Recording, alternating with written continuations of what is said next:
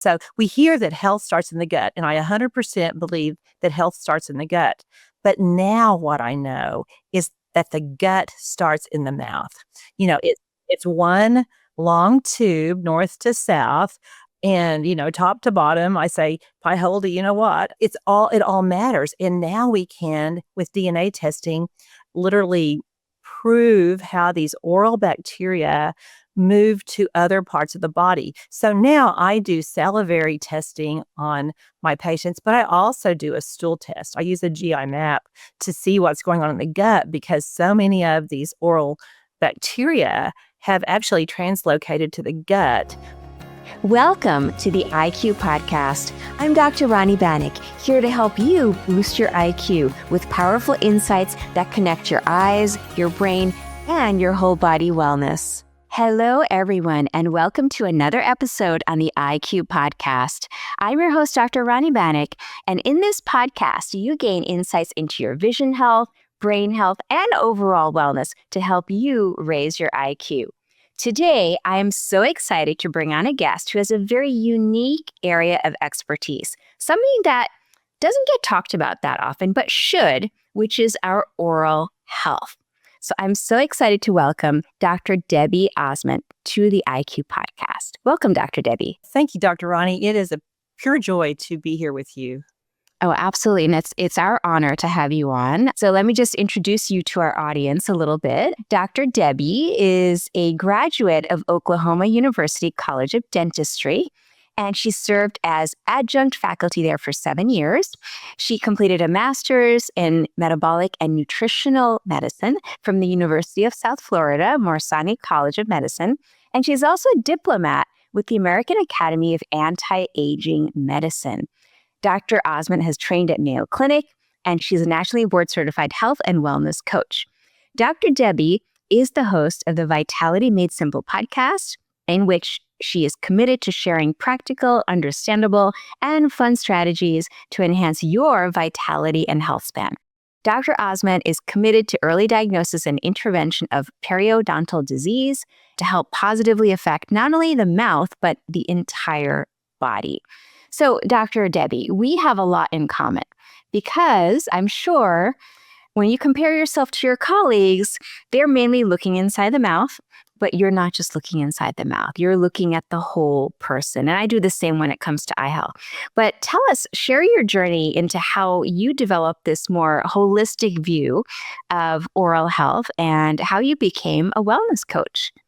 Well, thank you for asking. Of course, I've been in practice for 40 years and have had sort of a quirky little practice, a boutique kind of practice where I knew everybody and really enjoy people. And I started noticing that the med lists were getting longer and longer. People who were trying to be healthy were, taking it at 60, taking 3 or 4 meds and then adding to their doctors they were going to and not feeling better. I would see these people who saved their money for a fun retirement, but they would spend all their time, dealing with these chronic inflammatory illnesses that were new. Dr. Rani, when I was in dental school, autoimmunity was virtually non-existent. We talked very slightly about lupus, but it was very rare. And of course, now, as you know, and all of your astute listeners know, it's just rampant. So I saw that climb starting to happen. A very big moment happened to me about 25 years ago when a long-term patient, a person who had been my patient since literally day one of my practice, she always had just a lot of inflammation in her mouth. And she was one of these people that was very careful about her home care. She would do anything she was supposed to do. You could tell her to stand on her head and she would do anything. And she never looked better. And I would always tell her, there's something else going on. We've got to figure out what this is. Well, she came in and she looked fabulous. Her tissue was healthy. She was feeling better. She had a more radiance about her. And I said, what are you doing differently? And she said, nothing. And I said, oh, no, you're doing something. We've got to figure this out. And so, I asked every question I could think of, Dr. Rani. And finally, she left. And I said, when you figure this out, call me. So she went out to her car. We saw her coming back in. And she said, well, I'm getting a vitamin D injection. once a month, could that be changing anything? Well, now this would have been literally 25 years ago. So vitamin D was not as much on our radar. And I said, well, I'm going to figure it out. So sure enough, that sort of started, my quest to learn more and connect the dots. Also, our son had a lot of chronic illnesses when he was young. So, that sort of also always sparks everything. So that it sort of happened innocently. It's not been a grand plan. And through all the education that you mentioned, it's just like, well, how about this? How about this? I never at any point said, okay, here's what I'm going to do. And here's how I'm going to do it. It just sort of unfolded. Yeah, well, I love how, yes, you stumbled upon it, but you stumbled upon it because you were so observant. Like you noticed that there was a change in this woman's oral health and you decided to investigate. I think a lot of providers out there would just feel like, oh, you're doing great. See you in 6 months. Good luck. But you really wanted to find out, what was it that this woman was doing that changed around the trajectory of her health? That's really incredible. Very powerful. What was so interesting, Dr. Rani, is that it wasn't just her mouth. It was her whole radiance. She seemed more energetic. She was a very high official here in Oklahoma and worked a lot, didn't spend time outside. Things that we know now are so important, very much a workaholic, but her whole countenance changed. Mm-hmm. Well, it's incredible to see that type of change with the proper support, mainly nutrition, but so many other aspects of our health that we can support. Now, Dr. Debbie, you are an integrative dentist or functional medicine dentist. Now, I know that as part of your work, you do a lot of things related to holistic health, but one thing I wanted to really pick your brain about is the oral microbiome. Many of our listeners have heard about the gut microbiome. That usually gets the biggest kind of spotlight. There's also a skin microbiome. There's a brain microbiome. There's an eye microbiome. There are many different types of microbiomes. But when did you first come across the oral microbiome? Was it like an aha moment for you or something you kind of knew about that you realized, oh, this is something really important? Tell us that story. It happened in 2010. And I remember the moment that I opened an envelope. So it wasn't an email, it was an envelope advertising a vascular inflammation class, a big 3-day seminar in Las Vegas. But nevertheless, it was given by some cardiologists and they were introducing a salivary diagnostics test. So they were introducing a saliva test that would tell you different bacteria and how they impacted stroke and heart attack prevention. This class was specifically stroke and heart attack prevention. So we talked in school about, different bugs in the mouth, but mostly in terms of decay, not really in terms of systemic health. But I was starting to see all these things that, I'd already learned, based on curiosity with a patient that you can almost diagnose type 2 diabetes in the mouth, at least early, just a whole lot of these correlations. And of course, we couldn't put causation with it. Now we can put a lot of causation with it. But I went to this class and came home and just started testing anybody who would spit in the vial for me. So started getting a lot of, information, Dr. Rani, about, okay, this person has this bacterial profile and they have, this problem. They have, just on and on. But I guess that was a big moment. But then I started seeing a lot of people with gut problems. So we hear that health starts in the gut, and I 100% believe that health starts in the gut. But now what I know is that the gut starts in the mouth. It's one long tube, north to south. And, top to bottom, I say, pie holder, you know what? It all matters. And now we can, with DNA testing, literally prove how these oral bacteria move to other parts of the body. So now I do salivary testing on my patients, but I also do a stool test. I use a GI map to see what's going on in the gut because so many of these oral bacteria have actually translocated to the gut. They're causing problems. Of course, their inflammatory mediators travel throughout the body, but also we can find the DNA of oral pathogens in the brain, in the fallopian tubes, it would be interesting in the eyes. We're going to have to, I did some research before coming on your podcast. So just about glaucoma and how Yes, oral there is passes some affect that. exciting work about that. Yes. And so stay tuned, all of you, where it's not Yes. quite ready for the press yet, but the oral microbiome and the potential link to glaucoma. So we'll talk about that maybe on a future podcast, Dr. Debbie. But since you mentioned the gut, you mentioned how, our health is really so based on what's going on in our gut microbiome.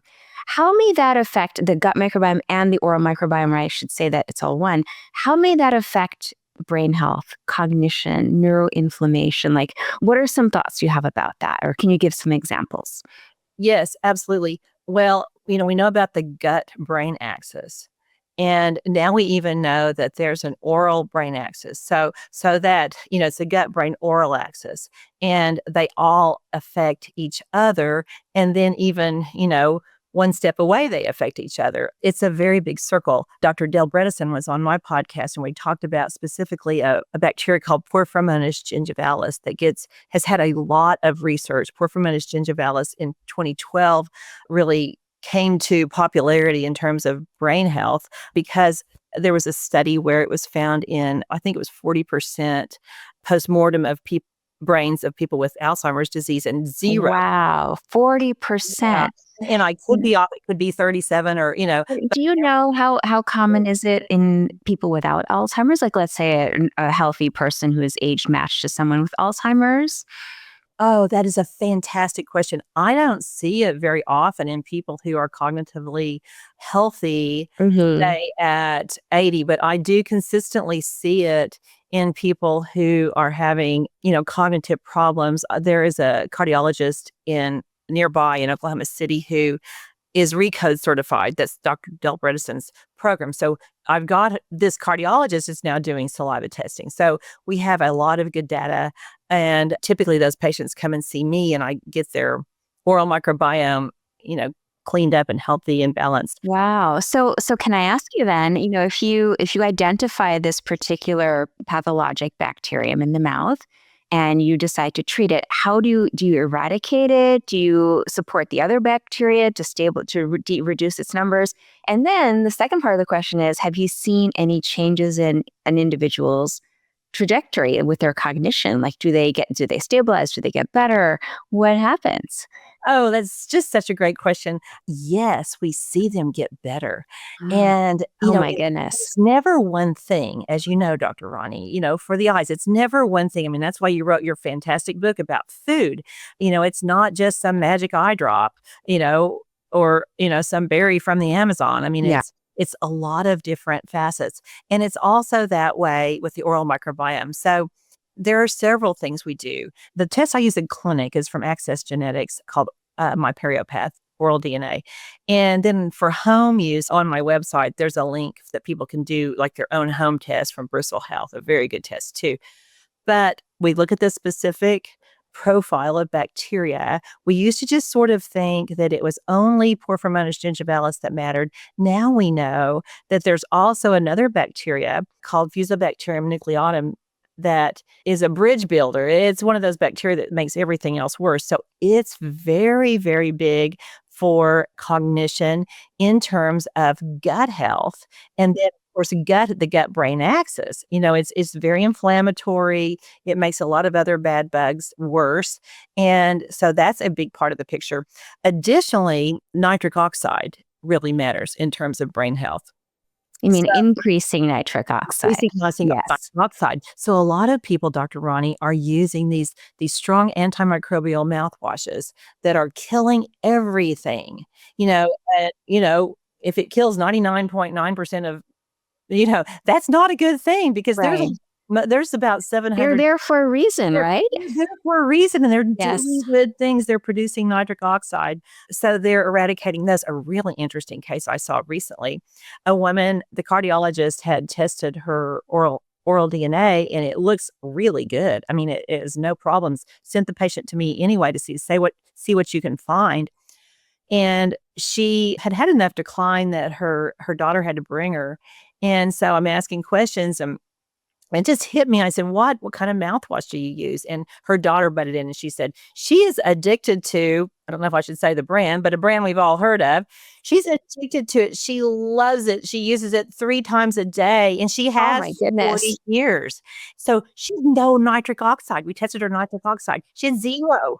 So just to get that, open helped her so much. Wow. So was she able to regain some of her cognitive function when she stopped that habit of 3 times a day using the mouthwash? So we had her take nitric oxides, supplements, and then she was last time I saw her, she was getting better. It's not never overnight. So what seems to happen, and I'm sure you've seen this, Dr. Rani, people they get one little step, and then they feel like doing something else. And then Mm, okay, they can do something else. So now maybe they feel like taking a walk. Well, maybe now they take a walk and they'll eat more fresh fruits and veggies, mhm. and they eat more fruits and veggies, and then they're pooping better, so their Yes. gut's healthier, so then they're getting better sleep, and you know what I'm saying? It's just, Yes. It's uh, the domino effect, but in a good way, right? but so nice. So, Yes. but a really interesting case I saw probably, I don't know, at least 10 years ago. A woman came in, a young woman in her 50s who had the ApoE gene, very worried. Her husband had to bring her. She couldn't drive. And she had high porphyromonas gingivalis, the whole profile of what we call red complex that are very inflammatory bacteria as well as high fusobacterium. With her, Dr. Rani, I actually got her cleaned up, and I do the deep cleanings. I use a laser, and use ozone and have a whole regimen. But I wasn't using ozone when I saw her actually 10 years ago. But I made videos for her to show her how to clean her teeth because that's the thing. Just like when you see a patient, you tell them what to do, and they get home and they go, "What did Dr. Rani say?" You know. Yeah. So I made her. It's hard to recall all that It information for is, sure. it's overburdened, Yeah. so started making videos for people, but this is the first person I made videos for on how to clean her teeth. Well, about 4 months later, she just comes in, didn't have an appointment. She said, "I just wanted to stick my head in and say hi because I'm driving myself now and I'm feeling so much better." It wasn't just her mouth because she was going to a very astute functional medicine physician who was helping her in a lot of areas, but this was a piece of it. Yeah, these For stories are incredible, like these transformations. And I've seen them too. I've seen them with respect to people's deteriorating vision. And, you fix one thing or you start to fix one thing, and then you start to see the multiplication effect, right? All of a sudden, your cognition's a little bit better, and your gut health is better, and your skin health is better, and you yeah. get sick less. I mean, it's so worth it to make Yes. that one change. Well, Dr. Debbie, this has been such a fascinating discussion. I love your energy. I love hearing about your stories, how you've helped people. We're going to take a very short break to hear from one of our sponsors, and then we'll be right back with more on the IQ podcast. Stay tuned. Did you know that your gut health can play a crucial role in maintaining your eye health? Inside your gut, there is a bustling community of microorganisms known as the gut microbiome. When this community is balanced, your entire body, including your eyes, can benefit. Research shows that imbalances in your gut microbiome, called gut dysbiosis, can contribute to eye conditions like uveitis, dry eye syndrome, age-related macular degeneration, and glaucoma. To help you support your gut and your vision, America's integrative neuro-ophthalmologist, Dr. Rani Banik, developed Balance, a potent probiotic. Balance provides 10 highly researched strains carefully selected for gut and vision health. Balance's moisture-resistant, specially lined packaging ensures strain viability. With Balance, you can promote a healthy gut microbiome. This may help reduce the risk of eye conditions linked to gut dysbiosis. Support your gut and support your eyes with Balance.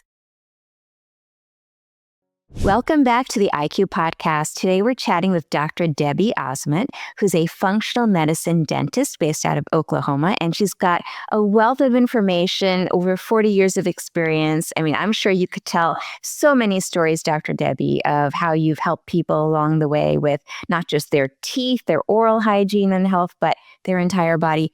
You mentioned earlier we're talking about the oral microbiome. And you mentioned how important the gut is. I think you wanted to share a particular story of someone with their gut health and how you helped them to uncover what was going on and then achieve better quality of health. You want to go ahead and share that story? Yes, as a result of, my practice is limited to physician referrals with people with chronic inflammatory problems. And initially, we saw that high C-reactive protein was really something we could effectively lower with just some simple things orally. But then I started seeing a lot of cases of colorectal cancer and learned through, I guess, observation that Fusobacterium nucleatum, an oral bacteria, can be found in the gut. And actually, some stool tests test for Fusobacterium in the gut. And there we know that it very much disrupts the gut, not just in terms of inflammation, but now we know it can make tumors grow. And in some, after I did my TED Talk, a researcher wrote to me from Germany and said, we're going to find out that Fusobacterium is actually causal for colorectal cancer. So that is really coming out in the research pretty strongly. But Dr. Rani, a very important thing that happened, I think your listeners need to know about, is the stories around a patient who came to me who had suffered colorectal cancer, had a resection of his gut, wearing a pump, a 5-fluorouracil pump, and his tumors were still growing. So I, tested his oral microbiome, tested his gut. Sure enough, Fusobacterium was high in his mouth, in his gut, and just chose to do my treatment on him. But also, I used antibiotics, and I don't use antibiotics lightly. But we did use metronidazole, which is also called Flagyl. And 3 months later, his wife called me, and she said his tumors are almost gone. And my yeah, goodness. I was shocked Wow. because that was really just, the intention was to get rid of the fuso, but not realizing how it was so implicated in his cancer treatment. So as I started researching this, and now the research is pretty widespread, science has found that Fusobacterium can inhibit 5-fluorouracil, 5-FU, and other chemotherapeutic agents, including cisplatin. The first one discovered was 5-FU. That was the chemo drug that this gentleman was on. But it's crazy, these bacteria can make cancer cells resistant to chemotherapy. Wow. So now we know, and now all of us that work together in this area of the country, we know that if Fusobacterium is high in the gut, now we can isolate it to even a subspecies. But nevertheless, it doesn't hurt anybody to find out that if that's high, to take an antibiotic round. The oncologists are very happy to do that, and they appreciate that makes. Yeah. Well, this is absolutely fascinating. And I hope lots more people listen to your TEDx talk. We'll definitely put the link in the show notes in case anyone's interested. I mean, that is it blows my mind to think about that more people don't know about this connection. Well, we're learning every day. And it's, Yeah. instead of accidental learning, I have a robust research tab on my website that just tells about that. Just you can download these research studies for yourself and see how, worldwide, I mean, globally, people are discovering how much the oral microbiome impacts systemic health from top to bottom. I can't tell you how many women have gotten pregnant or been able to sustain pregnancies. These oral pathogens can lodge in the fallopian tubes and impact adverse pregnancy outcomes. It's just wow. So organs you wouldn't normally associate with the GI tract, right? So right. Wow, fascinating. Well, Dr. Debbie, I'm going to now ask you. You have, again, so much experience in this. For some of our listeners, if you had to give them 3 tips to help them support their oral microbiome health and their hygiene, and again, that may impact their overall health, what would those 3 tips be? Simple things that they can do DIY, they don't need a practitioner for, things that they can include into their daily routine. What would those things be? And I'm here in my little office, so things are close by. And I was hoping you would ask that because I researched you and you're so awesome. So I thought you might. So I would recommend these little brush picks. You can get these anywhere. Now, the thing about these brush picks that's special is that you can clean between your teeth. You can scrub between your teeth. These bacteria live in a biofilm. So they live in this gooey substance between your teeth and they protect each other. Now, floss is great, but floss doesn't scrub off the biofilm as effectively as these little brushes. The brushes are based on medical mission trips that I've been on and seen people in foreign countries who, once in a while you see somebody that has these awesome teeth. And I found out that they would get a little twig and smooth it off, tear off the rough edges, Mhm. and use that as between their teeth. So you want to get between your teeth and you want to scrub. I mean, you're scrubbing the barnacles. Can you hear it? Oh, yeah. Yeah. So Yeah. you can do this just sitting, like you don't need water, you don't need like any toothpaste, you're just sitting and doing it. Yeah. I don't like it that they're plastic, Dr. Ronnie, but that works. What you can get, right? You can Yeah. go out and get your own twigs, I guess. And Yeah, you can make your own twigs. I just haven't done that. But you just want to scrub. And of course, when you're between two teeth, you've got two edges to clean and you want to push against the tooth. You're not going to hurt your gums. And it's hard to see on the video, but does it have like a little bristle at the end of it? yes, it has a little soft bristles. Okay. And I think So these it's are perfectly designed to get in between those hard to yeah, get yeah. to. I don't want to like gross your listeners out, but I mean, Okay, no, it's great to see the demonstration. Absolutely. So how often should one be doing that? Every day or twice a day? I would say, I mean, it's very addictive. It feels so good. So that would be the first thing. The second thing would be to check out black seed oil, Nigella sativa. So I bottle up organic, cold pressed black seed oil, hexane free, Nigella sativa for each one of my patients. I put it in a dropper bottle, and there's several ways you can do it. Nigella sativa has an active ingredient called thymoquinone. And thymoquinone has been extensively studied. A lot of those studies are on my website too, that we've seen real benefits. I mean, anybody can afford a bottle of Nigella sativa. So a good way to do it, we call this the Mike method because my husband came up with it, but put few drops in your hand and just slide that brush in it. And So then you use it with the brush. Okay. So you just douse it and then floss yeah, and with that's the a brush. wonderful method. People love that. Uh-huh. Another thing you can do is put a few drops on your toothpaste. That And is it's safe. I'm presuming it's safe to ingest, right? That it particular is safe. oil. Yeah, it is safe to ingest. There's a lot of research too about how good it is for type 2 diabetes and just a whole myriad of things. It's Mhm. a lot of skincare. And then also oil pulling. I really advocate oil pulling, but people who love oil pulling love oil pulling. It's very hard for a lot of people. So actually, Dr. Ronnie, the Mike method of in the hand, a few drops really works for people and they can get it in between their teeth. And so we can do And these that's enough. That's just a few drops on the Just a few brush drops. is enough. Yes. So you And don't then have to do an actual like rinse, oil pull, like no, swishing it around your mouth for like 15 minutes or anything like that. no, if you want to, I think that's awesome. I think oil pulling is fantastic. But if you want the faster method, and if oil pulling is not for you, people will say, I tried it and I'm just not doing it. And I need to do it. And I say, well, try this. Do what works. I mean, the best strategy is the one you'll do. Mm-hmm. Yeah. And then the third thing I would want your listeners to know is that bleeding gums are infected. They are inflamed. Bleeding gums are never, never, never, never, never healthy, no matter how many times your dentist has said, oh, you have a little bleeding, no problem. That's you would never say to a person, oh, you're getting a little glaucoma, no problem. You're getting a little, whatever.